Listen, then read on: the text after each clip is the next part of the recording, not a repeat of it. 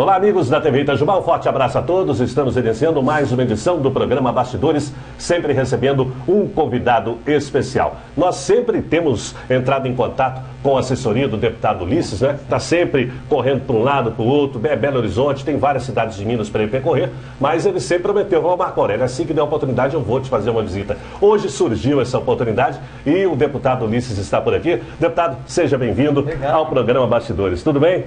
Graças a Deus, tudo bem. Opa, bom demais. Quero agradecer você, parabenizar todos os idealizadores, em especial o Carlos, né? Todos que idealizaram esse trabalho da TV Itajubá. É uma alegria poder, enfim, no estúdio, em loco aqui, poder compartilhar com vocês. Que bom, conhecer o trabalho, além de um telespectador, agora participando. É uma alegria, uma honra receber o deputado aqui no nosso programa. O programa Bastidores fala mais, sempre convida a pessoa para falar sobre a vida, sobre a infância, sobre a juventude, quando é um atleta, como é que surgiu para o atletismo, quando é, no seu caso, um político aí que já começou em Itajubá, o pessoal vai...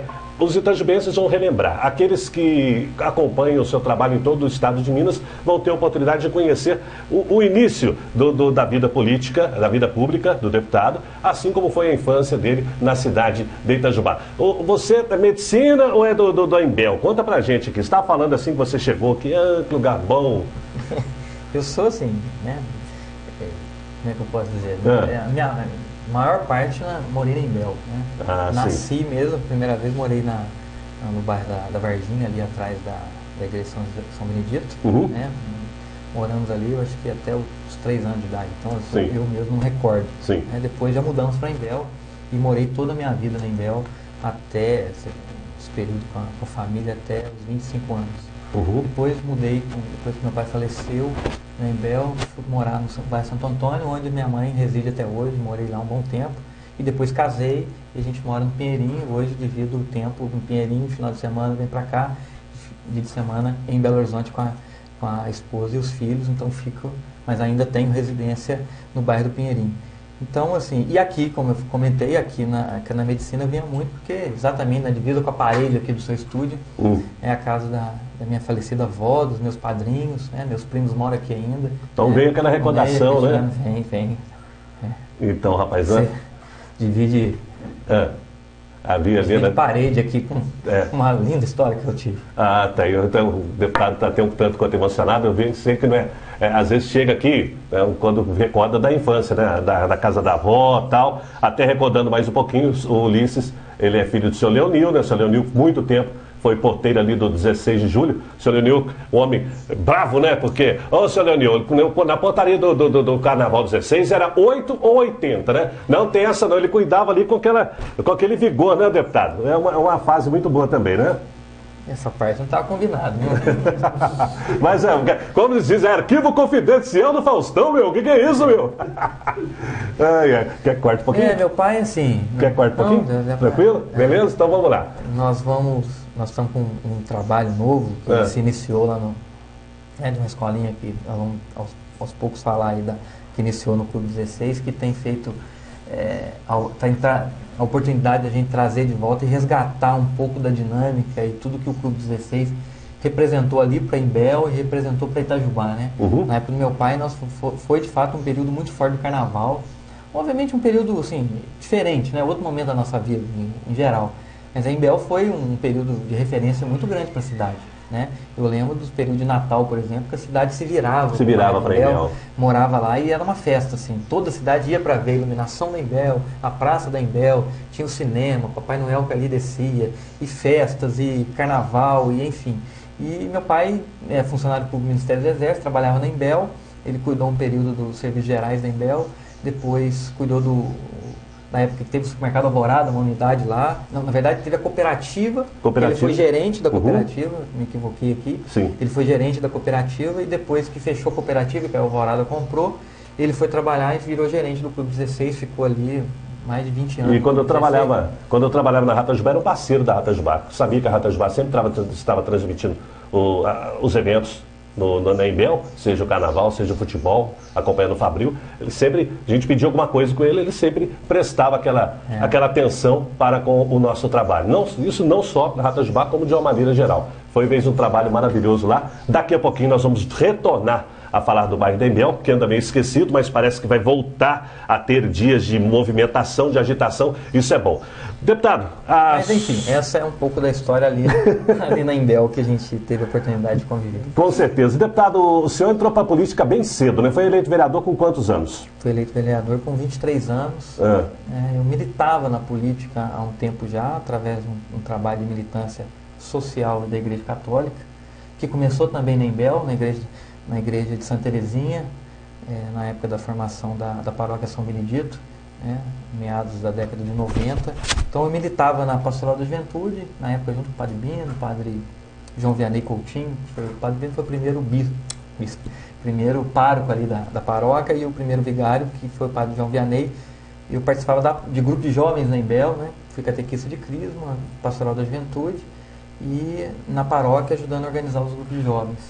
Então comecei a militar nisso, trabalhei na Imbel, trabalhei no caso ali na Imbel. Comecei com 12 anos, eu trabalhava no supermercado Alvorada, de empacotador, junto com o Marcos Alvim, que na época tinha unidade na Imbel, as outras que ainda permanecem, tinha uma na Avenida também, hoje tem o Alvoradão e tem ainda... Tem no Floresta, né? Isso. Floresta. O Alvorada da Praça. Mas tinha na Avenida e tinha na Imbel. Tinha na Imbel, eu recordo bastante. Trabalhei um ano lá como empacotador. Depois fiz Senai, né? Tanto em Itajubá quanto formei ajustador mecânico em Itajubá e fiz ferramentaria em Pouso Alegre. Morei um ano lá. Sim. Na época o Senai ainda custeava, eu recebia do Senai para estudar, né? Durante um ano eu me formei em ferramentaria, trabalhei um ano na Imbel, como na área da furadeira, e depois fui trabalhar na Mali. Na Mali eu trabalhei 6 anos. E nesse período, tanto militando no movimento sindical, no movimento da igreja, na Pastoral da Juventude, na coordenação diocesana da Pastoral da Juventude e do Regional Leste 2, eu comecei a militar na política também, me filiei ao Partido dos Trabalhadores em 1998. E em 2000, a primeira vez que eu me candidatei. Candidatei a vereador. Fiquei como suplente, 523 votos em 2000. 2000 foi eleito o Laudelino, né, que havia quebrado mais uma vez o recorde na cidade. Exatamente. Aí eu fiquei como primeiro suplente. Naquela época você estava com 19 anos aí, por aí, Isso, né? 20 anos, né? 19, 20 anos. 19 para 20. E 2 anos e meio depois, o Laudelino se elegeu deputado estadual e eu assumi o primeiro mandato ali na Câmara de Vereador. Tive um mandato de 2 anos e 7 meses. Né? O período em que a Câmara era composta de 15 vereadores. Né? Nós éramos 4 de oposição, eu, Oscar Navarro, o professor Zé Luiz e o Dr. Jorge Moari. Trabalhamos esse período, na época era o prefeito Chico Marques. Então e em seguida, no final do mandato, em 2004, aceitei o desafio, nós saímos uma chapa pura aí, eu saí candidato a prefeito. Foi um trabalho, assim, que eu tenho muita saudade, assim, porque foi uma construção que me colocou na pauta da cidade mesmo, visitar os bairros, visitando... a política sola de sapato, como o pessoal fala, né? E assim, conhecer mais a fundo, não que a gente não conhecesse, né, como vereador, mas você não tem uma atuação, você não consegue ter uma atuação em toda a dimensão da cidade, num bairro, numa temática, num assunto e tal. E a campanha de prefeito foi uma experiência partidária, política, pessoal, muito significativa para mim, de um crescimento pessoal e político que marcou a minha trajetória. Não esqueço dessa experiência que marcou demais. Até no aspecto pessoal mesmo, né? Eu encontrava, foi um ano depois do falecimento do meu pai, no ano em que minha avó faleceu, que ela faleceu um ano depois do meu pai.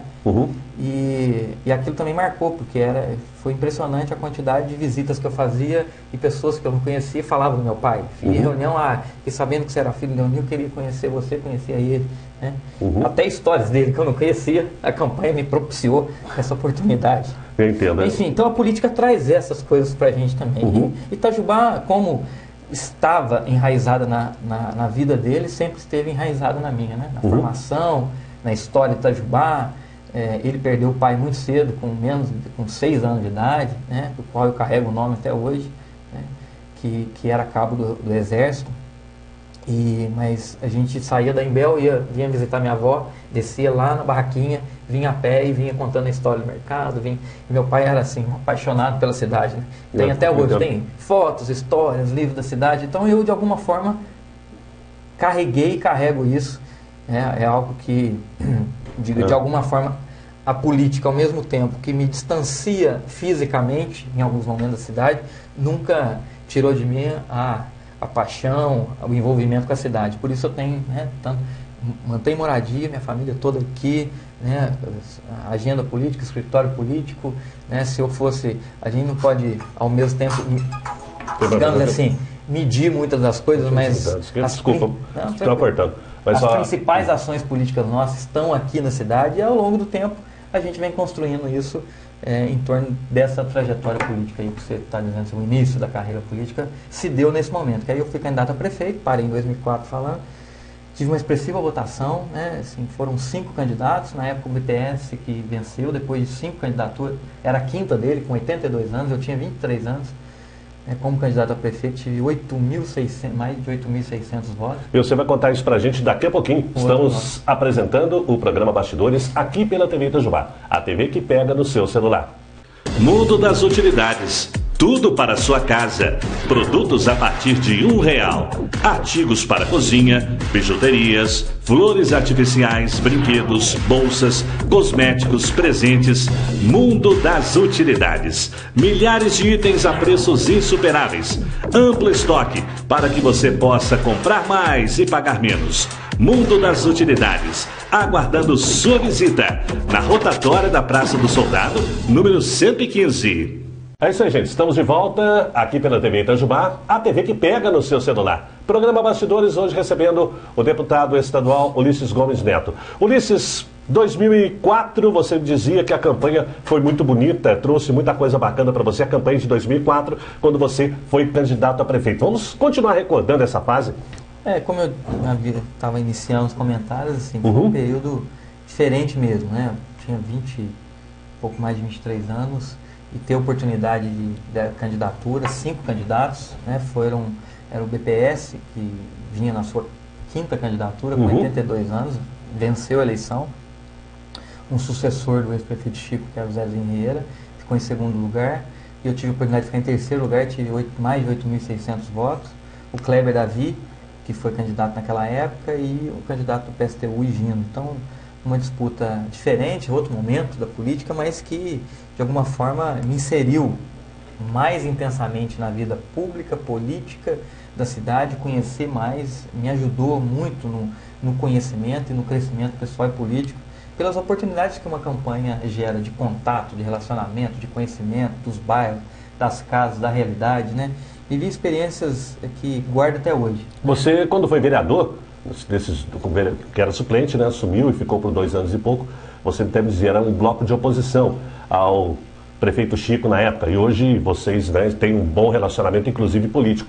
E isso mostra que era uma oposição sadia, né, que era feita naquele tempo. É que nós aprovamos muitos projetos do prefeito na época, né, e aqueles que a gente questionava, não tinham entendimento, não tinha naquele momento compreensão e até posição mesmo contrária, a gente trabalhava, obviamente, contra. O que nunca impediu do inverso acontecer. O que aconteceu muitas vezes, aquilo que a gente acreditava ser importante, tinha diálogo e construção, a gente fazia e apoiava. Então, tem esses exemplos.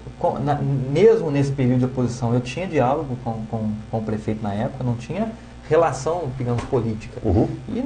E a minha vida pública foi sempre assim. Foi como vereador, né, dando uma estendida, a gente volta, mas no meu primeiro, depois assessorando o deputado Odair, que em seguida eu vou contar, que eu comecei a trabalhar com ele, tinha relação política com os prefeitos das cidades. Você tinha até um ditado, né, o governo para ter ação tem que ter uma boa oposição, como é que é esse? Esse era até um livro de economia do ex-prefeito de Ribeirão Preto, foi o ministro Palocci, falava muito isso, né, um governo sem... uma Câmara, um governo sem oposição é consequência de um governo sem ação. Sem ação, né? Exatamente. Esse marasmo, normalmente quando você vê uma cidade que não tem oposição, alguma coisa está errada. Não que você não possa ter unanimidade, mas unanimidade nem sempre. Nesse caso, uma Câmara que... Não existe questionamento, né? Uma Câmara que cumpre a sua função um legislativo, seja ele municipal, estadual, federal, que cumpre a sua função constitucional de legislar e fiscalizar, tem questionamentos a fazer, né? Não dá uma Câmara que beija a mão a todo momento. Eu tive um problema na Câmara na época, até muito questionando isso, falei numa rádio que nós tínhamos uma Câmara marionete do prefeito e me deram uma punição lá.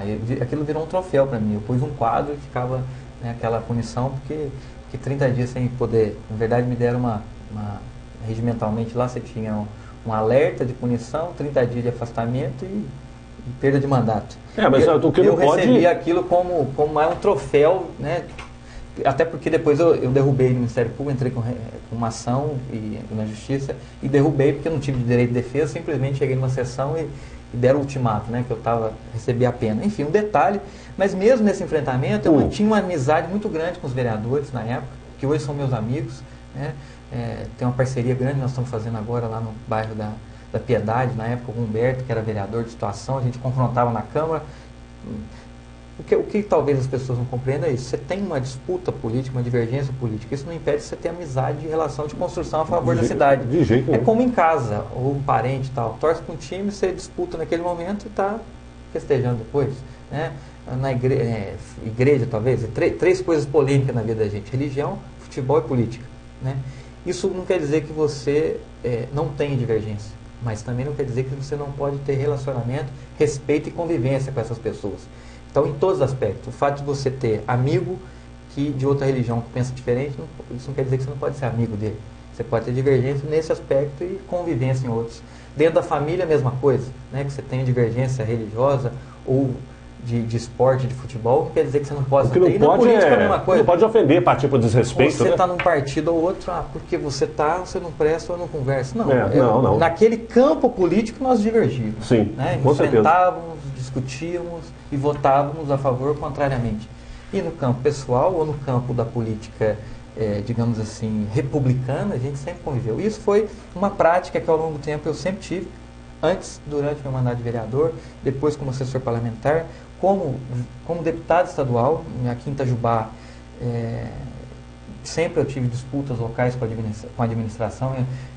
A minha primeira campanha, segunda campanha e uma possível terceira candidatura, nunca tive apoio da administração. Né? Foi assim na primeira vez, com o então prefeito, a primeira com o Jorge Moalik, né, que na época não nos apoiou. Depois a segunda com o Rodrigo, que também não tive apoio. Todas duas, o vice-prefeito na época, o Adelino, depois o vice-Christian, disputaram a eleição. Né? Então, assim, o que não impediu, depois eu vencendo as eleições... Ou seja, sempre foi um trabalho à parte, né? Eu dialogava com o prefeito, ajudei, botei emenda, atendo, temos divergência, mas continuamos. O que é a favor da cidade, a gente se entende, né? E, querendo ou não, gosta ou não de política, de 2 anos tem eleição. Um ano você disputa, acabou a eleição, é o que eu falo em toda a cidade que eu passo. Vamos lá fazer disputa de ideia, disputar o voto, é verdade, ninguém está se negando, se opondo a isso. Agora passou, você tem que trabalhar. Mesmo que eu tenha lados, né, você está do meu lado, você não está do meu lado, mas o cidadão, na hora, fora do período eleitoral, não tem lado. Mesmo que ele goste de você ou não goste de você, isso eu procuro manter. Tem diálogo e amizade com muita gente na cidade. Pessoas que me apoiam, pessoas que não me apoiam. Nunca ajudei uma escola, uma entidade, ou mesmo a prefeitura, falando assim, eu vou fazer a recurso, a emenda, atender, se me apoiar. Eu atendo, porque o beneficiário não é aquele que está intermediando, o beneficiário é o cidadão na ponta. O beneficiário requer da nossa ação política o comprometimento de dar o resultado. É direito do cidadão, é obrigação e dever nosso. Sou pago para isso, tem que dar resposta. Depois disso vem a prestação de conta e depois disso vem a avaliação. Né? Assim, você presta conta, eu presto conta dia a dia nas minhas redes sociais, no Facebook e tal, no jornalzinho que a gente entrega nas casas. Tem um período que eu fiz isso mais vezes, 3 vezes ao ano, agora nos últimos anos, nos últimos 2 anos, 1 vez ao ano, adotando uma economia, um modelo de economia. Mas eu tenho que fazer também, porque muita gente critica, agora está prestando conta. Eu costumo dizer também, Marco, as pessoas até respeitam e compreendem, natural. Fala assim, chega ano eleitoral, está lá, aquele político de 4 em 4 anos. E eu não falo isso só em meu nome, não, de todos. Porque a gente está no dia a dia, quem vive da política, gosta da política ou trabalha na política, todo dia faz isso. A maioria da população, o cidadão comum que não gosta da política, não acredita na política, ou até que gosta um pouco, está trabalhando, está cuidando da vida, está fazendo outras coisas, você está lá, você chama para o evento, não está ligado. Você posta no Facebook, você divulga, você está dando essa entrevista aqui, não está.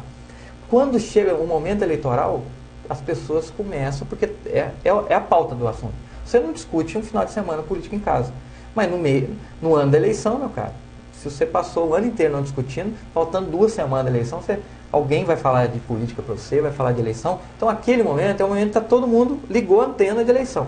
Então, qual que é a tendência? Você vê alguém que você nunca viu, ou você vê um trabalho que você nunca viu. Qual que é a tendência? Falar isso, que é aquela máxima que gera no país. Não estou dizendo que as coisas estão boas, não tem problema. No entanto, as pessoas, por ver naquele momento, falam, agora está divulgando, agora está aparecendo, agora está mostrando o que fez. Então, isso eu falo com muita tranquilidade e até com moral, no sentido em que, como eu faço isso dia a dia, em redes sociais, em entrevistas que eu tenho oportunidade, jornal de material de prestação de conta, evento de prestação de conta, é uma dinâmica natural da nossa vida. Quem, volto a dizer e fechando, quem atua, gosta e acompanha, vê o cotidiano. Quem não, só vê naquele momento. Então, o primeiro momento é julgar. Pá!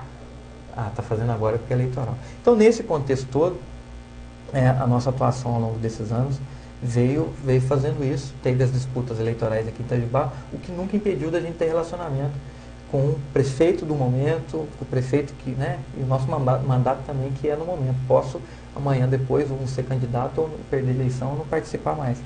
Então, e uma coisa que eu sempre prezei e prezo, assim, ninguém tira de mim um desejo claro, assim, minha vida é aqui na cidade e eu quero poder andar na Rua Nova de cabeça erguida, ir lá na Casa Joca, ir lá na Mineira ou qualquer outra cidade, pagar a conta e enfrentar a fila. Então, sem dever nada. Vou perguntar uma coisa para você, não sei se já te perguntaram, mas em alguma rádio, que eu já te entrevistei em emissora de rádio pela TV primeira vez, e você vai me responder depois do intervalo comercial. Você, Ulisses, pensa em um dia ser prefeito de Itajubá? Mas não me responde agora não.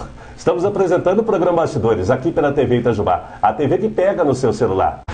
A autoescola boa mesmo é a Recar. Lá os carros são novos, os professores são bons e o melhor de tudo, é baratinho. Quer tirar sua habilitação? Faça como eu e vem pra Recar. É pertinho da rodoviária. Ligue lá, 3623-5990 ou então 3629-0525. Autoescola Recar, a Universidade do Motorista. De volta com o programa Bastidores aqui pela TV Itajubá. Estamos hoje recebendo o deputado estadual Ulisses Gomes Neto, batendo aquele papo, falando sobre política, né? Daqui a pouquinho nós vamos falar sobre as suas atuações aí frente à Assembleia Legislativa, mas para o futuro. Sabemos que todo homem público, você sempre está ali, sempre militando na política. Terminou o passado, você já estava... Então, mas vem cá, você tem que um dia, se o partido indicá-lo como um candidato a prefeito de Itajubá, você toparia o desafio, já que você fala com tanto amor aí pela cidade? Marco, eu assim, vi com muita tranquilidade mesmo. Eu sonhei muito com isso já. Assim, a experiência que eu vivi como candidato a prefeito não foi uma pontual, passageira, foi algo que me marcou muito. Sim. Dizer que eu nunca sonhei e desejei isso, estaria mentindo, mas foi numa outra fase da minha vida, assim, sabe? Isso não é uma coisa, não é um objetivo meu, longe de ser. Sim. Agora, se eu gravado aqui, sim, vai ficar registrado aí nos anais e na internet, falar assim, nunca vou, o nunca na política é um negócio que a gente não... Até porque você é novo ainda, está quantos anos, Ulisses? Eu estou com 40. 40, está no alto da serra, tem muita coisa ainda. Mas não tenho isso como meta, não tenho isso como intenção, né?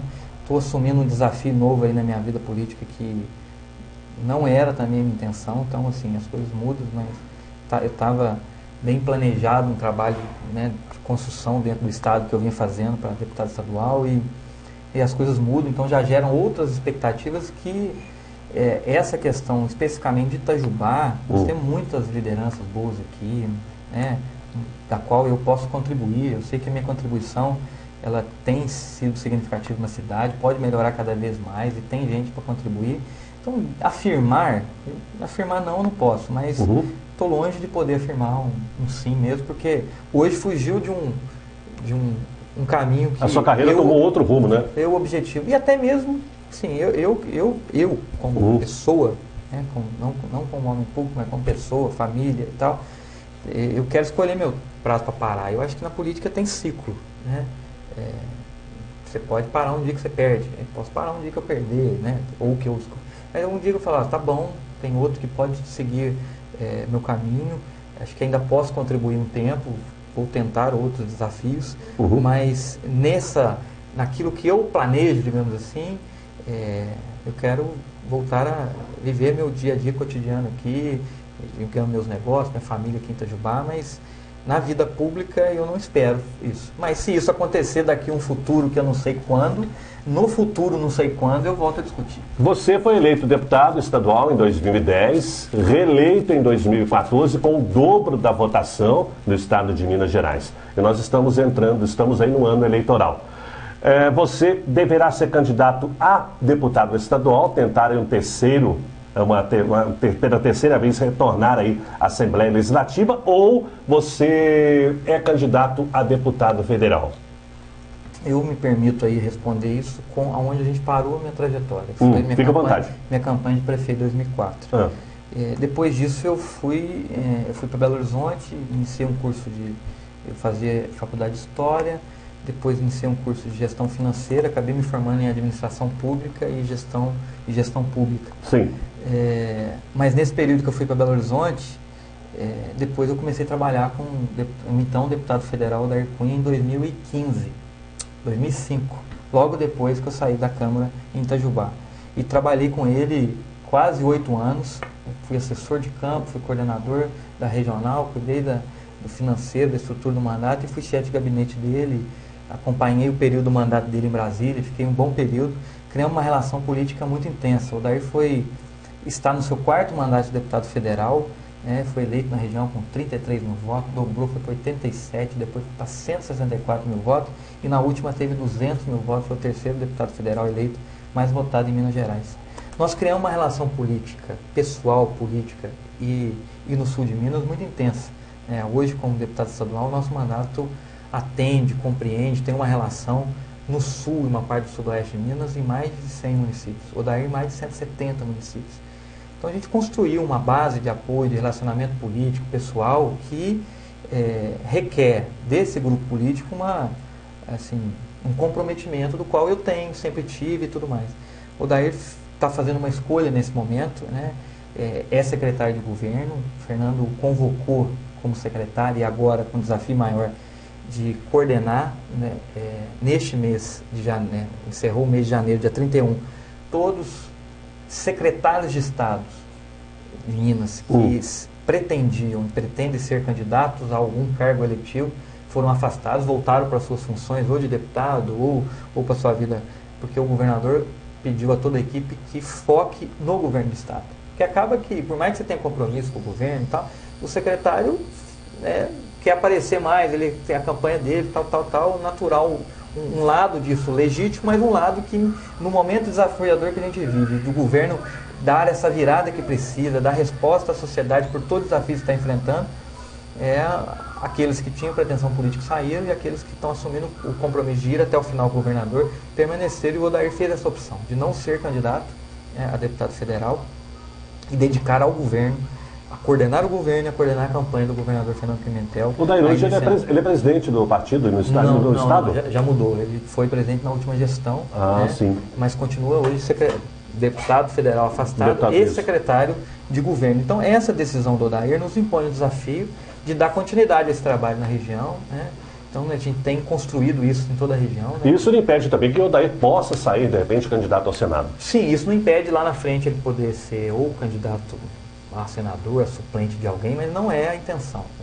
A princípio não é essa a intenção. Não é mesmo, não é a construção, porque o momento é desafiador, o governador tem realmente algumas ações a corrigir no sentido de arrumar todo o problema financeiro que o Estado vem carregando e a construção que foi feita até então, junto com o Odair e toda a equipe, para que esse ano as coisas acontecessem, os próximos 60 dias, eu não tenho dúvida que o Estado vai dar respostas a esses problemas, e é hora, obviamente, de colher isso, fruto de um trabalho que vem sendo questionado, tem muitos resultados que nós vamos ter a oportunidade de mostrar aqui, mas também ninguém está alienado em dizer que não tem problema. E agora que a gente está na meta de resolver ao longo desse problema todo da economia do Estado e o governo ao longo desse tempo mostrou tudo isso. Quem estava à frente, o governador, sua equipe, o Odair coordenando. Então, o que não impede de numa costura política, se os atores políticos que apoiam o governador, partidos e tudo mais, identificar no Odair que ele representa, ele pode ser, mas não é isso. Ele é o articulador que está costurando isso para apoio ao governador. Então, o tempo vai dizer, mas o fato é que ele está abrindo mão da sua candidatura a deputado federal e o grupo na região se reuniu, tem incentivado que a gente assuma esse espaço e a nossa pré-candidatura a deputado federal nesse espaço desses 173 municípios que compreende aqui a nossa região, Itajubá, Pouso Alegre, Poços, que é o sul de Minas, Varginha, o sudoeste de Minas e o centro-oeste, onde a gente atua mais tempo, a gente tem se dedicado, minha agenda tem sido incansavelmente se colocada e dedicada a visitar, conhecer essas novas cidades e continuar nas cidades das quais a gente tem já trabalhado ao longo dos anos.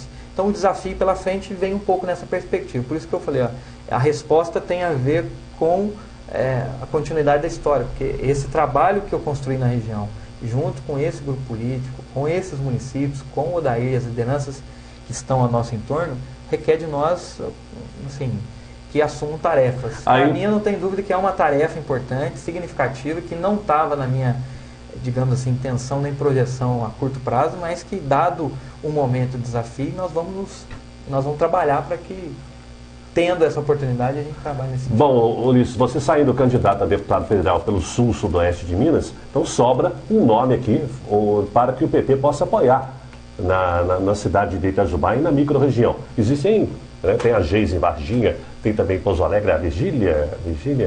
Pouso Alegre vai ter bastante. Vai ter bastante, mas aqui... Virgília, Rafael... Sim, e aqui, em Itajubá, você traria um outro nome ou o partido PT deveria apoiar alguém daqui da cidade ou alguém ligado à aliança que existe na cidade? Isso é uma construção, uma conversa que ela não foi feita dentro do partido ainda, nem com, digamos assim, com os nossos aliados. Até porque a gente ampliou um leque de aliança e diálogo na cidade que a gente pode ter algum parceiro maior aqui, mas também devemos diversificar a relação política com os vereadores que nos apoiam, que já têm compromisso com algum deputado estadual.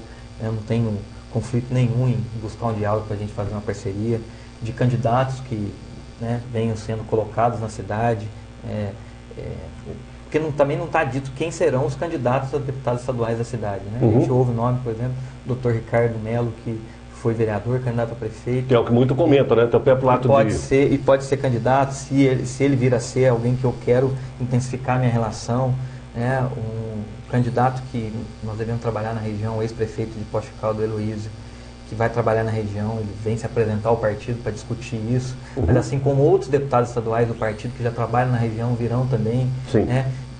Do partido, da cidade ou daqueles que compõem, por exemplo, a base de apoio. Você tem o vereador Ricardo Zambrana, que apoia, tem um trabalho importante aqui há longo tempo já com o deputado estadual Inácio Franco, que apoia o governador e vamos estar juntos. Tem maior interesse, a gente tem dialogado para trabalhar junto. Então, assim, eu comentava com você de um projeto de futebol que a gente lançou na cidade. Tem conversado, por exemplo, com o Caixa, que é um deputado estadual. O Caixa, eu trabalhei com ele na Itatiaia. Da massa atleticana. O Mário Henrique, o Caixa.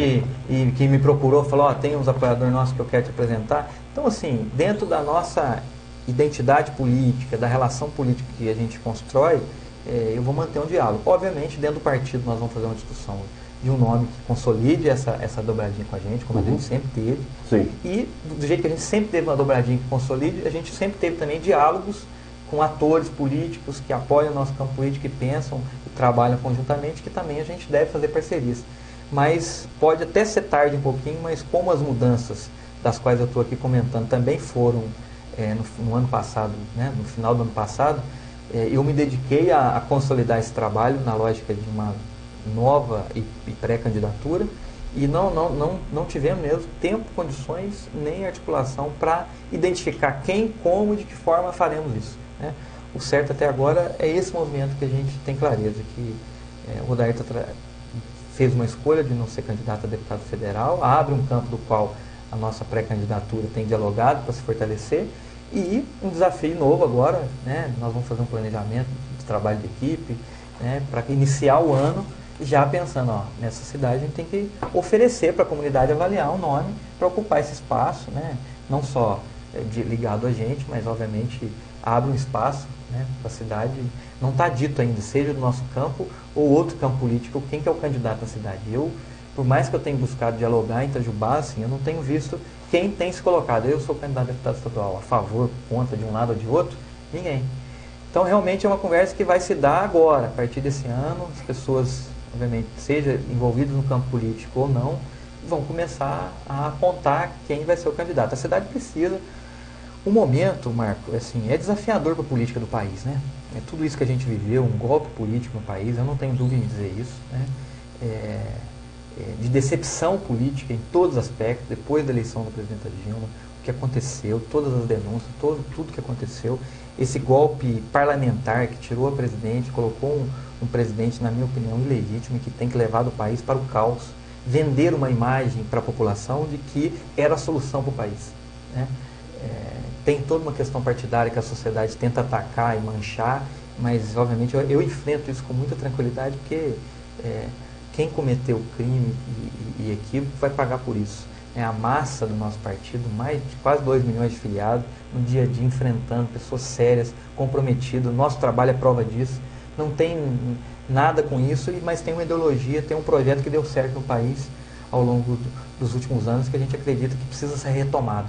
O que precisa ser retomado o projeto de crescimento do país e o fortalecimento da nossa democracia. Então, tudo isso, eu não tenho dúvida que a população vai passar por um desafio muito grande, que é aceitar o debate dessa eleição. Aquele que se opõe a isso, rejeita, só está fortalecendo o mal político. Só está fortalecendo... A partir do momento que você fica falando que não quer saber de política, você se mostra ser uma pessoa mais desentendida. Você tem que ouvir, você tem que debater para depois você não ficar reclamando, certo? Eu estou falando, é certo, e eu estou afirmando isso para dizer o seguinte: a cidade tem que ter candidatos. Tem que ter. Para a cidade debater, questionar, cobrar. Tem gente que não gosta da gente, não gosta do outro, tem que ter opção. Tem que conversar. O que não dá é, assim, se negar a isso. Nós tivemos eleições extemporâneas no ano passado em vários lugares do país, inclusive para governo. E situações que nos surpreenderam muito, assim, de um nível de abstenção muito grande. Muito grande. Casos de assim, mais de 50%, casos de 35%, 30%. Então, se isso acontecer, tem a ver com o reflexo do momento. Ninguém está dizendo que tem problema, tem situações que decepcionam a gente na política, que desmotivam mesmo. Mas se a gente não tiver esperança, acreditar que podemos mudar isso, tem que cobrar da gente que já está. Quem acha que tem que mudar, então tem que escolher alguém para mudar. O que não dá é a gente não querer votar, não opinar. E não fazer do voto que alguns acreditaram no passado. O voto de protesto é ir lá e votar no doido, maluco, tal. O voto, eu acho que tem que ser um voto de segurança. Tem a ver com a história da pessoa, a trajetória da pessoa, né, com o trabalho que fez, pressa e tudo mais. Então, eu acho que isso vai fazer a diferença nesse momento, né? As pessoas, eu não tenho dúvida, as pessoas conscientes, sérias, vão fazer esse debate. Não estou desanimado com a política. Pode estar.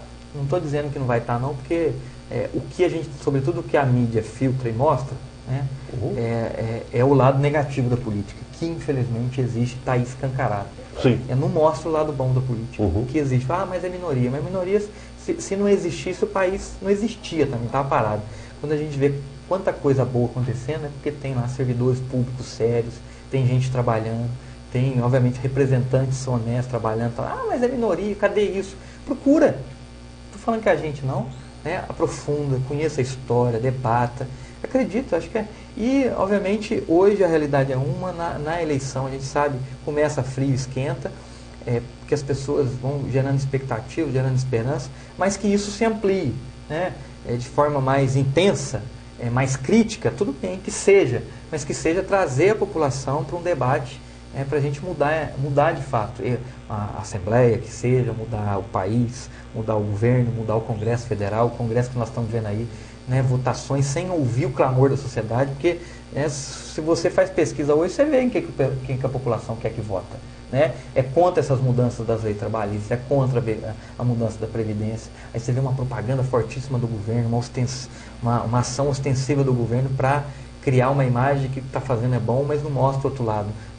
Tudo pode ter os dois lados da moeda. Né? Eu posso estar também equivocado e dizer que está tudo ruim. Algumas mudanças e reformas precisam ser feitas. Mas, na realidade, a consequência do que nós estamos vendo aí é uma economia que não cresce, o desemprego que só aumenta, né? A situação econômica do país totalmente estagnada, né? Empresas fechando. Você olha para a cidade, você vê, o que você vai mais ver é placa de aluguel, né? A situação do desemprego tem um impacto social na vida das pessoas gigantesco, né? Porque o emprego traz dignidade, mas também a sobrevivência, a economia deixa de girar.